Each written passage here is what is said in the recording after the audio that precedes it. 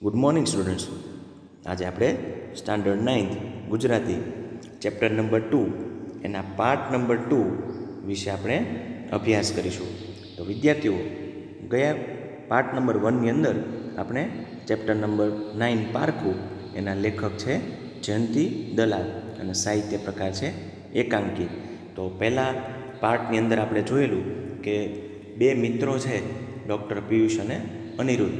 તો બંને વચ્ચેનો સંવાદ, ડૉક્ટર પિયુષ છે એ બેકાર હોય છતાંય પોતે ખૂબ જ વ્યસ્ત છે એવી એની બડાઈ, અને જ્યારે એના સસરા એને મળવા આવવાના હોય ત્યાં સુધી આપણે જોયેલું. તો હવે મનમોહનદાસ દાખલ થાય છે ત્યારથી આપણે આગળ અભ્યાસ કરીએ.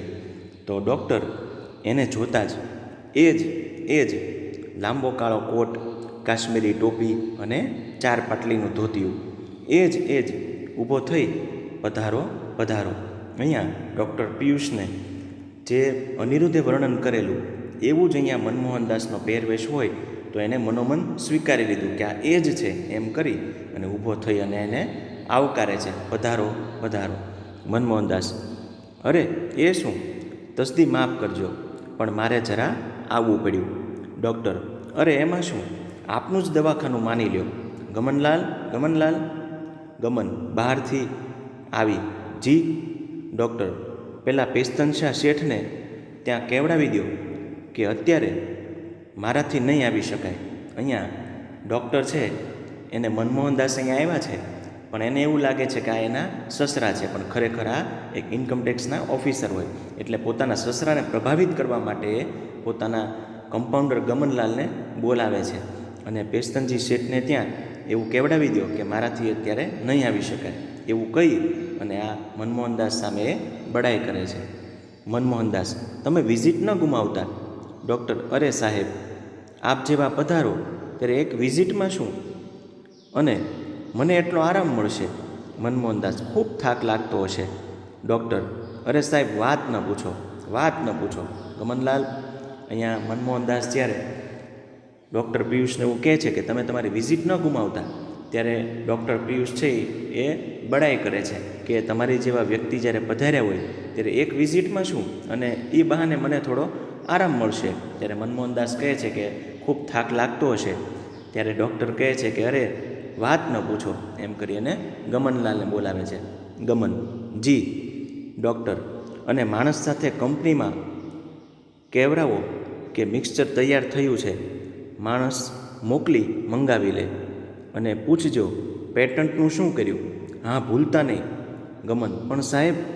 ડૉક્ટર: મેં કેટલી વાર કહ્યું કે હું બોલું ત્યારે તમારે લખી લેવું, પણ સાહેબ કરી હેરાન કરો છો. Oh God, save me from these creatures. Gaman ડઘાઈ જઈ: બરાબર સાહેબ. અહીંયા ખરેખર ડૉક્ટર પિયુષ છે એ બડાઈ કરતા હોય, પણ ગમન છે એ સમજતા નથી અને પૂછવાનો પ્રયત્ન કરે છે, પણ ડૉક્ટરને ત્યાં જ રોકી લે છે કે તમે વારંવાર મને કાંઈ કોઈ પ્રશ્ન હોય તો વારંવાર મને પૂછ્યા કરવું નહીં, અને સાહેબ કરી અને મને હેરાન ન કરો એમ કરી અને આવા વ્યક્તિઓથી મને બચાવો એમ કહે છે. અને ગમન છે એ ડઘાઈ જઈ અને હા રાખે છે કે બરાબર સાહેબ. ડૉક્ટર: જાઓ. ગમન જાય છે. શું કરું સાહેબ, જમાનો જ એવો આવ્યો છે કે માણસ સમજુ અને વિશ્વાસુ તો ન જ મળી શકે. વિશ્વાસુ હોય તો કયું સમજે નહીં, અને સમજે તો આપણાથી વિશ્વાસ ન મુકાય. અહીંયા ડૉક્ટર છે પિયુષ એ જે મનમોહનદાસ છે એને પોતાનો ગમન જે કમ્પાઉન્ડર છે એની વ્યથા વર્ણવે છે કે અત્યારના સમયની અંદર સારા વ્યક્તિઓ, સારા માણસો મળતા નથી. વિશ્વાસુ હોય તો સમજવું હોય તો વિશ્વાસુ ન હોય. આમ પોતાના એ વ્યથા છે એ વર્ણવે છે. મનમોહનદાસ: બરાબર છે, પણ ડૉક્ટર એ શાની પેટન્ટ છે. ડૉક્ટર મલકાતા: એ તો ટ્રેડ સિક્રેટ છે, પણ તમને કહેવામાં વાંધો નહીં. એ મારી શોધ છે. વર્ષોના રિસર્ચ પછી એ ઇન્વેન્શન થઈ શકી છે, અને એથી ડેન્ટલ સર્જરીમાં જ નહીં, એલોપેથીમાં પણ મોટું રિવોલ્યુશન થશે. મનમોહનદાસ: એનું નામ? ડૉક્ટર શર્માતા: એનું નામ તો પિયુષ ડ્રોપ્સ છે. એ ડ્રોપ્સથી નવા નેચરલ ટીથ ગમે ત્યારે ગમે તે ઉંમરે ઉગશે. મનમોહનદાસ: ઓહો, ત્યારે તો ફર્ટિલાઇઝર મેનોર જેવું. ડૉક્ટર: હાજી, પણ આપ અંગ્રેજી ક્યાંથી જાણો? મનમોહનદાસ: કેમ વારું, હું શું, મારી છોકરી પણ અંગ્રેજી જાણે છે. ડૉક્ટર: આપની છોકરી? મનમોહનદાસ: હા, આ વર્ષ કન્યા વિદ્યાલયમાંથી પાસ થઈ કોલેજમાં ગઈ. Doctor: oh, I see. Manmohandas: વારું, પણ ડૉક્ટર? ડૉક્ટર: જી. મનમોહનદાસ: વકરાપાણી કેમ ચાલે છે? Doctor: oh don't worry about it, મારે તો કંઈક કરી જવું છે. મનમોહનદાસ: બરાબર, પણ ઘરમાંય જોવાનું તો હોય ને? ડૉક્ટર: એ તો સાહેબ ઈશ્વરની કૃપા અને આપ જેવા મુરબ્બીઓની દયા છે. 1000-1200ની એવરેજ હશે. અહીંયા મનમોહનદાસ જ્યારે ડૉક્ટર પિયુષને વકરાપાણી કેમ ચાલે છે એટલે પોતાની આવક વિશે પૂછે છે, ત્યારે ડૉક્ટર પિયુષ એના વિશે હું બહુ ચિંતિત નથી એવું જણાવે છે. મનમોહનદાસ કહે છે કે પણ ઘરનું જોવાનું ને, આપણે ઘરે ચલાવવાનું ને. ત્યારે ડૉક્ટર કહે છે કે એ તો ઈશ્વરની કૃપા અને આપ જેવા મુરબ્બીઓની દયા છે, બાકી 1000-1200ની તો એવરેજ મારે રોજની હશે. Manmohandas: this is magnificent doctor. Doctor: oh thanks. Manmohandas: મેં સાંભળ્યું છે ડૉક્ટર કે તમે દાંત કઢાવવાનો નવો પ્રોસેસ શોધ્યો છે. ડૉક્ટર: જી, મિત્રોએ તો ઘણુંય કહ્યું કે પેટન્ટ લે, પણ મેં કહ્યું કે જ્ઞાન ઉપર કોઈનો ઇજારો ન હોવો જોઈએ, એટલે મેં તો ફોર્મ્યુલા જાહેર કરી, પણ ફેર તો પડે જ ને. મનમોહનદાસ હાંસતો. અહીંયા મનમોહનદાસ જ્યારે ડૉક્ટર પિયુષને કહે છે કે મેં એવું સાંભળ્યું છે કે તમે દાંત કાઢવાનો નવો કાંઈ પ્રોસેસ શોધ્યો છે, ત્યારે ડૉક્ટર પિયુષ કહે છે કે હા, મિત્રોએ તો મને એવું કીધું કે તું આની પેટન્ટ કરાવી લે, પણ મેં કીધું કે જ્ઞાન ઉપર કોઈનો ઇજારો ન હોવો જોઈએ, એટલા માટે મેં આ ફોર્મ્યુલા છે એ જાહેર કરી દીધી. મનમોહનદાસ કહે છે કે હાંસતો. ડૉક્ટર: અને મને તો પ્રેક્ટિસને અંતે રમત થઈ ગઈ છે, નહીં તો 500-600 દાંત પાડવાના આવતા હશે. મનમોહનદાસ: ઓહો. ડૉક્ટર: મને 50 મેજર ઓપરેશન્સ, આ વિઝડમ ટૂથના તો કંઈ કેસીસ આવે છે કેસ. મનમોહનદાસ: હા ડૉક્ટર, એ તો ટૂથ નવું છે, મારી ડોટર પણ કહે છે ટૂથ એક્સટ્રેક્ટ કરાવી લો. ડૉક્ટર: નહીં જી, as one interested in you I want advise. મારા પિયુષ ડ્રોપ્સ લો, 3 જ મિનિટમાં દર્દ નાબૂદ, અને પછી કાયમને માટે મારી પિયુષ પેસ્ટ વાપરો. અહીંયા ડૉક્ટર પિયુષ છે એ મહિને 500-600 દાંત પાડતા હોય એવી બડાઈ કરે છે, અને પોતાના ડ્રોપ્સ કે જે તમે વાપરો તો 3 જ મિનિટમાં દર્દ છે એ નાબૂદ થઈ જાય, અને પછી કાયમ માટે મારી પેસ્ટ છે જે પિયુષ પેસ્ટ એ તમારે વાપરવાની, આવી મનમોહનદાસને બડાઈ કરે છે. મનમોહનદાસ: ઠીક ડૉક્ટર, ત્યારે હું રજા લઈશ. ડૉક્ટર: કેમ, કાંઈ ઉતાવળમાં? મનમોહનદાસ: ઓફિસે જવાનું ને. Doctor: office? મનમોહનદાસ હાંસતો: હું અહીં ઓફિસના કામે જ આવ્યો હતો, ઉપકાર થયો કે તમે બધું ફ્રેન્કલી કહી દીધું. ડૉક્ટર: કઈ ઓફિસ? મનમોહનદાસ: ઇન્કમટેક્સ સુપરટેક્સ, હું અહીંનો સરચાર્જ કલેક્ટર છું. ડૉક્ટર: હે? અહીંયા મનમોહનદાસ છે એ ડૉક્ટર પિયુષને જ્યારે હું ઉતાવળમાં છું એમ કરીને જવાની જ્યારે વાત કરે છે, ત્યારે ડૉક્ટર પિયુષ એને પૂછે છે કે કઈ ઓફિસ?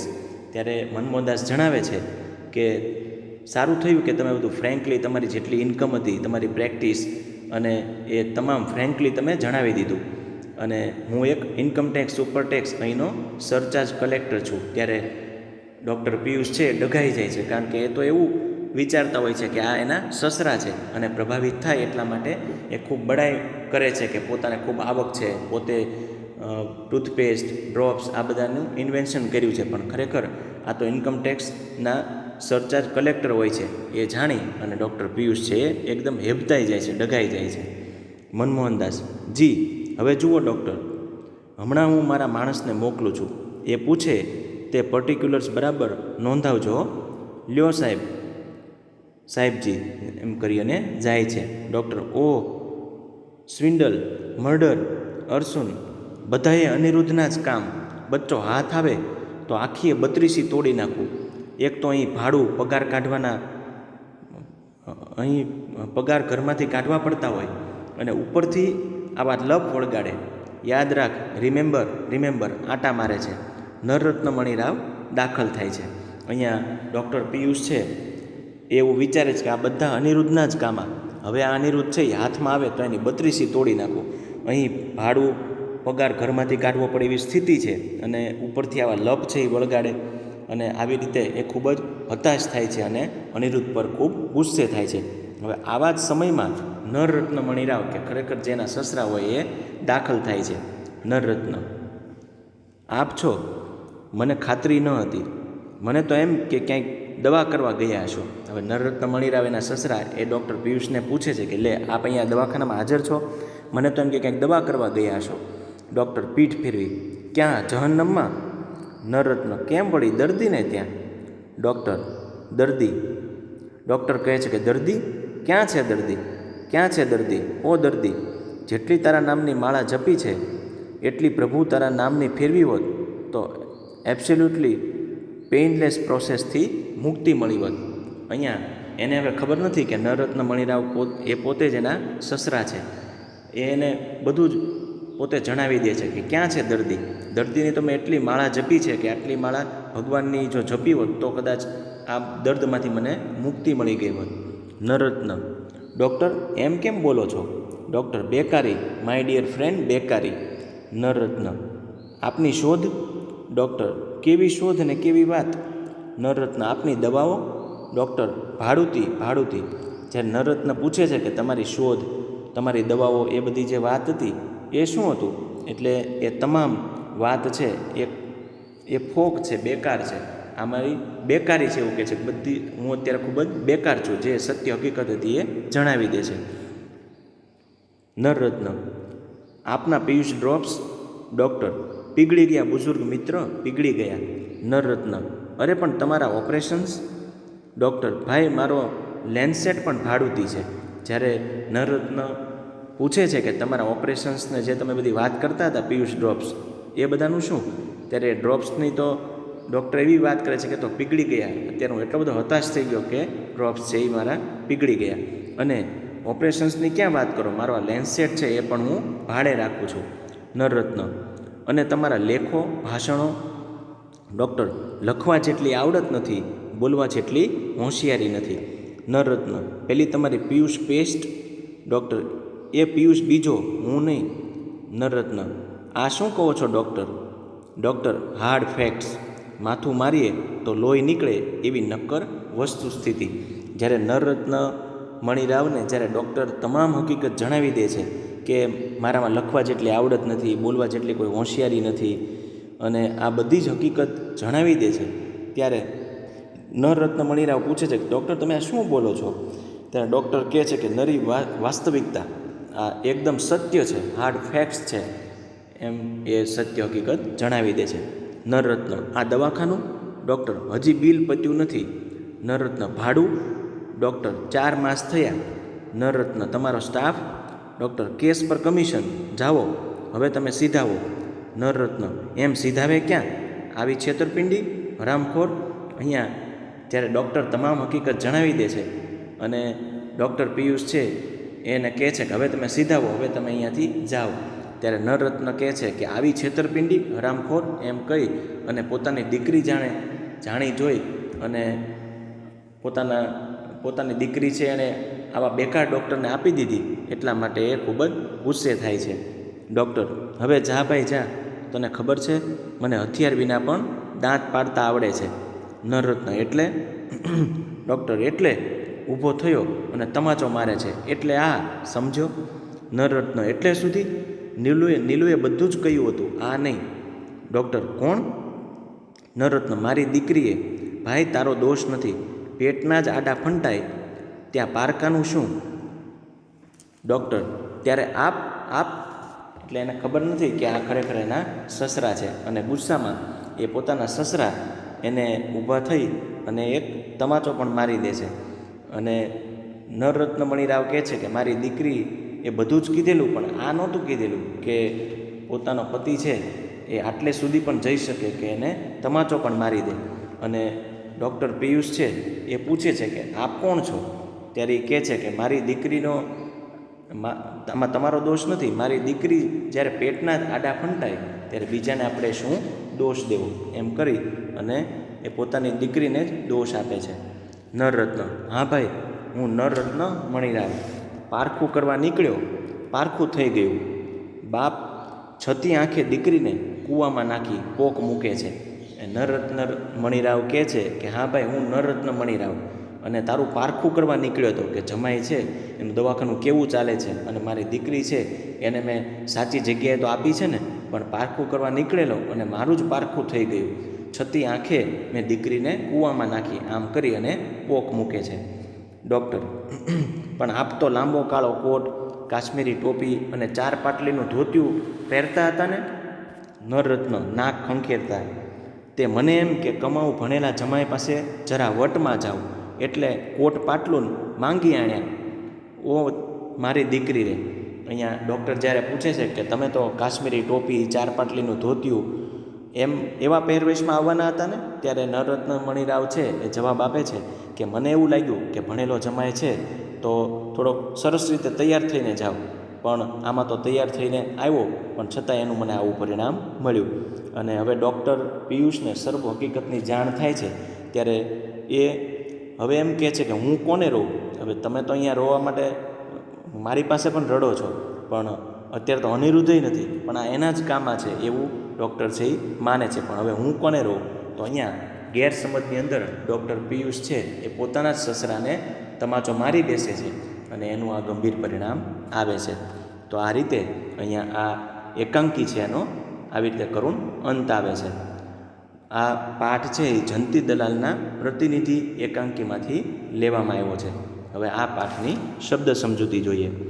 સમાનાર્થી શબ્દ પારખું પરીક્ષા, કસોટી, લિબાસ તો પહેરવેશ કે પોશાક, રાસ્કલ તો લુચ્ચો કે બદમાશ, બુઝુર્ગ ઘરડો કે વૃદ્ધ, ઉપકાર તો આભાર કે પાડ, ધૂળ રજ કે રેણું, છબી તો તસવીર કે ચિત્ર, વિરુદ્ધાર્થી દોસ્ત તો દુશ્મન, બુઝુર્ગ યુવાન, ઉપકાર તો અપકાર, સંતોષ અસંતોષ, વિશ્વાસુ તો અવિશ્વાસુ.